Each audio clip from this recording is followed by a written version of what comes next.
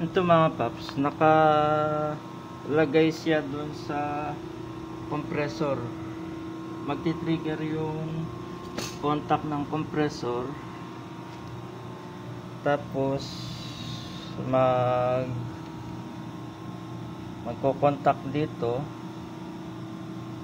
Na siya na may ko-contact itong dalawang contactor from this once na close ito, normally open na contactor ng contactor, yan ay naka-series dalawa, papunta siya dito sa timer, at itong timer once na na-energize ay energize niya itong for safety.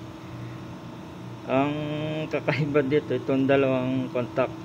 O nga, meron ngang history ito na yung SC na namamaga yung contact.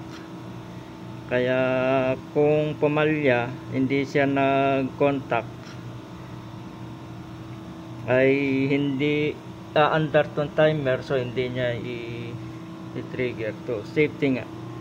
Okay mga paps, this has been Ka-Basic Channel, your troubleshooting channel. That's it for now.